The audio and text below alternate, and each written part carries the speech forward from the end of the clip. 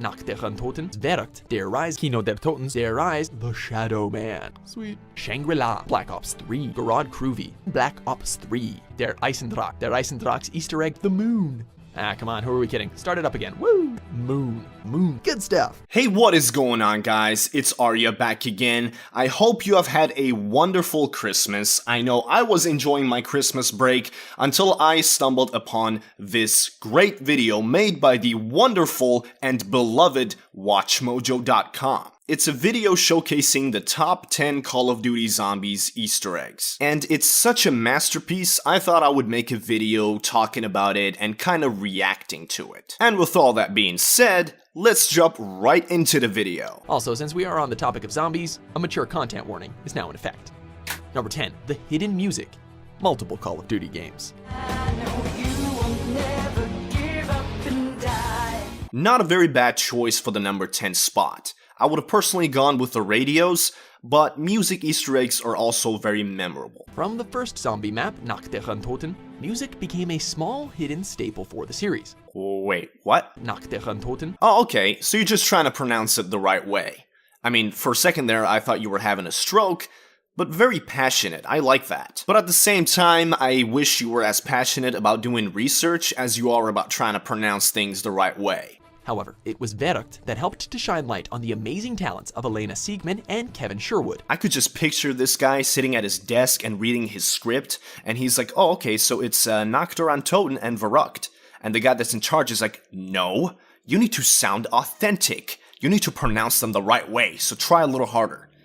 And he's like, okay, fine. Here, Nacht der Untoten and Verrückt. Is that better? And he's like, yeah, there you go. Now you got it. Now you can start recording. Both lending their talents for future songs in the Zombies soundtrack, like Shino Numa's The One, Der Riese's Beauty of Annihilation, and Kino der Toten's 115. For some reason, I was naive enough to think that after their previous video that they made about zombies, that they would be able to at least correct this one simple mistake, that they could at least say Der Riese the right way. But no. He has no problem sounding like a pretentious dick busting his nuts trying to pronounce Nacht der Untoten and Verrückt the right way, but Der Riese? Nah, that's just way too hard. Number 9, Der Riese, Flytrap. World at War, Black Ops, and Black Ops 3. As much as it pains me, I do have to say I agree with WatchMojo here. If we're talking top 10 Easter eggs, the Flytrap Easter egg is a classic and should be included in the list. Samantha Maxis may be akin to a dogmatic god that controls all the zombies and all other monstrosities sent after everyone, but she's still a child who loves to play games. After pack-a-punching any weapon, you must shoot the wooden panel in the alley to start her game, which requires you to find all the 8 hidden items on the map. This marked the first interactive Easter egg in Call of Duty Zombies maps, and it was surprisingly entertaining. The Easter egg certainly tests your knowledge of the map, while also giving you a small break from fighting the hordes, provided none are chasing you at the time. Unfortunately, Samantha's kind of a sore loser, and provides you with nothing for winning her game. Except the Annihilator in Black Ops 3. Don't you freakbags see how this is always gonna go? Number 8, Revelations for the good of all. Black Ops 3. We're talking about the Apothecons. Call of Duty Zombies has come a long way from being a minor side game to a full-blown series with an actual story to tell. But all stories must come to an end. After erasing your other selves, the time has come to finally take down the Shadow Man. Moving between dimensions and time to revisit old maps is kind of a blast. Multiple boss fights, rituals to be had, all leading to one final showdown against the Shadow Man himself. Keep it coming. No, I always want it. This is one of the longest Easter eggs, and most challenging. This Easter egg is neither long nor challenging. This Easter egg should not be on this list. It's just not a very good one. You spend 80% of your time hitting the damn box trying to get everything you need because there's so much RNG involved, and the other 20% you spend on running around the map trying to shoot the damn bones that are on the wall. And not to mention the underwhelming boss fight that was pretty much a reskin of the boss fight in Shadows of Evil. I mean, it took the longest to discover the steps to this Easter egg, but that's because the steps were dumb. And it wasn't long after the Easter egg was solved that we saw people doing this Easter egg in 20 minutes. But we think the ending cutscene alone is worth it, because we get to see Malcolm McDowell send all our heroes to become the Knights Templar. And yes, he's talking about the same cutscene that pissed off the entire community. Sweet. Number 7. Call of the Dead, Stand-In, Black Ops. The original crew appears to be absent in this map until the actors hear mysterious sounds coming from behind a vault's door.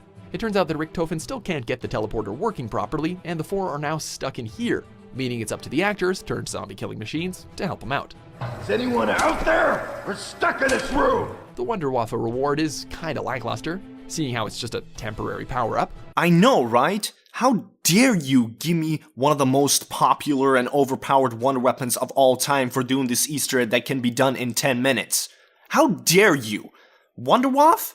That shit is whack, okay? Fuck that shit. I don't need the Wunderwaffe. It's such a lackluster reward. But it's the banter between the actors and the original cast that steals the show here. It's just too bad we can't get the door open and have a full 8-man zombie killing team. What's this button do?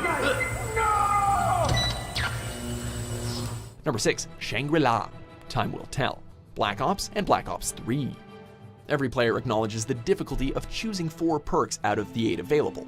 Yeah, aside from Juggernog, of course. Well, thanks to a mysterious treasure hidden in a jungle-like temple, you can feel the ultimate power of owning all 8 perks. But only you. It's mine! Mine! I'll control them all! While this Easter egg doesn't add all that much lore or story, just the sheer power of 8 never-ending perks makes it worth doing.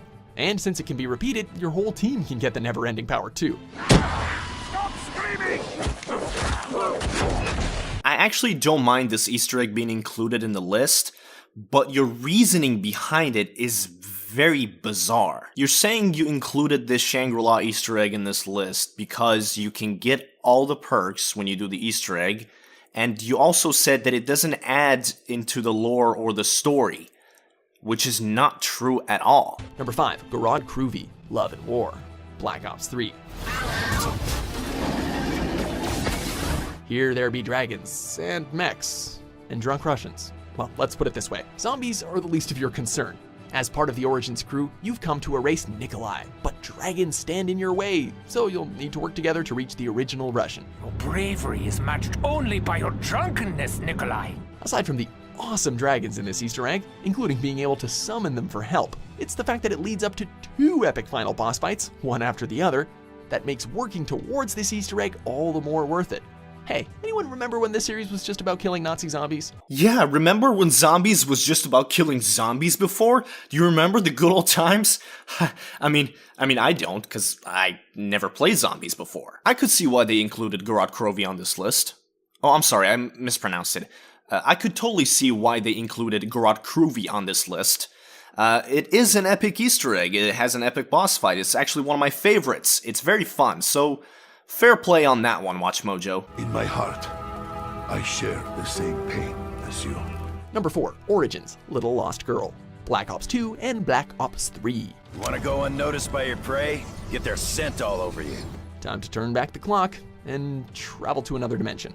Starting what will be the end of the original storyline, this Easter egg is surprisingly easy and short compared to most of the others. Wait, did you just say this Easter egg is easy and short? I'm sure the people who busted their asses trying to do this Easter egg in under an hour would be very happy to hear that. You'll need to collect all elemental staves and activate all 3 giant robots to get this Easter egg going. I think we're inside the robot's head. Wielding the staves is half the fun though, as you'll get even more destructive powers with the 3 robots attacking G-Strike locations, and the crazy Thunder Punch Iron Fist melee attacks. If you can actually rein your destructive tendencies in, you'll find an intriguing little cutscene at the end, featuring 2 major characters. You get to make the rules. I promise. Number 3, Der Eisendrache, My Brother's Keeper, Black Ops 3. With the Origins crew back, Der Eisendrache's Easter egg wasn't just fun, but it also acted as a landmark for Call of Duty zombies. While boss zombies have existed before, they were more or less just a distraction or a small challenge. Having to work together as a team to bring down the Keeper is challenging though, and your reward is launching missiles to blow up the moon, which is a nice little nod to another zombies Easter egg. The road is long and dark, but I know where we are going. With all that's said and done, we're treated to a heartfelt goodbye to the memorable Tank Dempsey. Hoorah, old friend. Hoorah. Good choice for the number 3 spot. I would personally put Origins above Der Eisen, but nevertheless a good choice for the number 3 spot.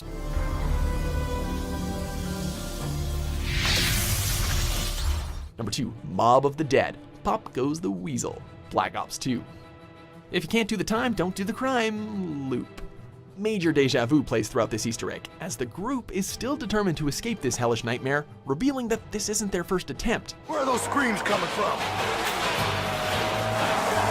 After betraying and killing the weasel, the 3 are sentenced to the electric chair and have been forced to relive the cycle over and over. Making use of unique mechanics, such as loosening your coil on the mortal plane, this is a crazy Easter egg in an equally crazy map.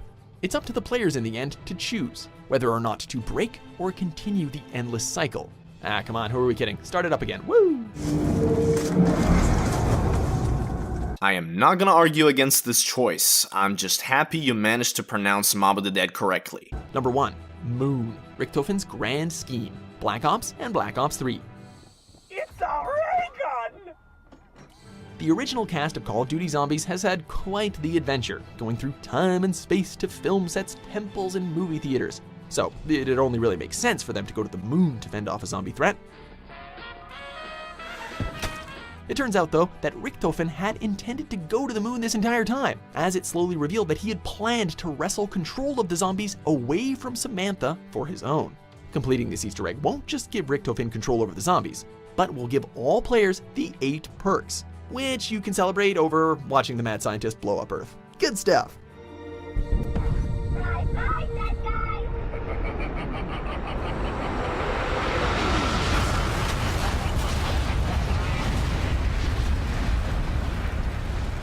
I don't mind the moon Easter egg. It wouldn't be my number 1 pick. I think that would be Origins, and for most people, I would also believe it would be Origins as well. But I don't mind it. I kind of like the moon Easter egg. It's very rich in terms of what it adds to the storyline, but it would never be my number 1 spot. I'm just happy that I didn't see, like, the Burger Town Easter egg or some shit like that in this list. Anyway, that's gonna wrap it up for this video. Like the video if you did, subscribe if you're new, and I'll see you in the next one. Peace.